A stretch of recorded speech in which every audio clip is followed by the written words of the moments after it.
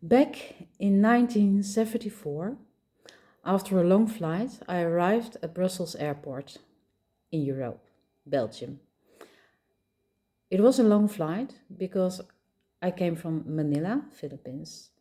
And at Brussels airport, my Dutch parents were waiting for me.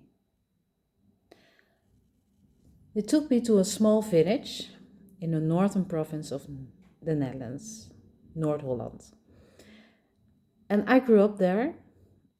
I got a brother also adopted from the Philippines, and we had a great childhood. We had everything we could wish for. We had enough food, we had clothes, toys, friends, family, education, everything.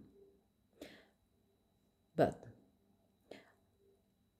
I think as a child, as a young child, I decided to put on that coat of warmth and care of my parents. And I decided that it would fit me. But in fact, it didn't always fit me. There was always a kind of gap between me and my parents because I was brought up the Dutch way. So I like ice skating, I like licorice, I like to, I know how to deal with the Dutch directness, uh, making appointments. It's also something I learned how to do that. Um, so that was the inside and it's my upbringing. But the outside wasn't really Dutch. And there was always someone who liked to remind me of the fact that I didn't look like a Dutch girl. And they always asked me to explain. And I didn't feel comfortable with that. So, and because it reminded me that I was different, but I just wanted to fit in. And it didn't fit, not always.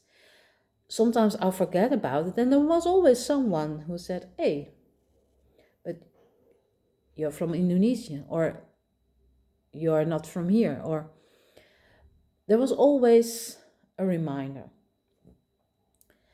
And it made me sometimes feel a bit sad, a bit lonely. And because I didn't also have some role models to relate to. I really wanted to play in musicals or something like that. I think it would be great. But there was no role model I could relate to. The only ones were Bruce Lee or Mr. Miyagi. And those were men, so didn't work quite well. And now I realized that there were times I didn't feel seen or heard by my parents, because they had other perspective, they had other ideas, and I think in my gene package I got from my birth parents, there are things that are related to Asian people. So I think there are differences, and it's hard to prove like, okay, it's like this or it's like that, but I think it works that way. So there was a gap, and for me at that time as a child and also as a teenager, it was hard to speak out, to stand for my own beliefs. And sometimes it was also hard to find my place here, how to relate to other situations, to other people. So I know a bit how it feels to feel maybe a bit left out, or like you feel, okay, it feels like I'm standing on the sideline, waiting, watching.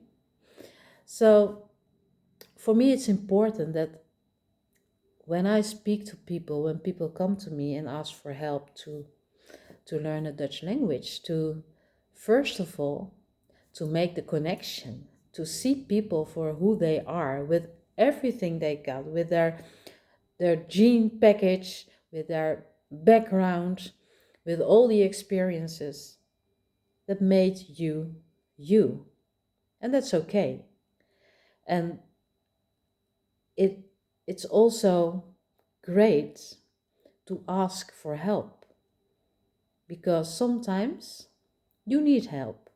You need help to learn to speak for yourself, to use your voice, how to know, and to know how to use your voice, and to step into that new world with confidence.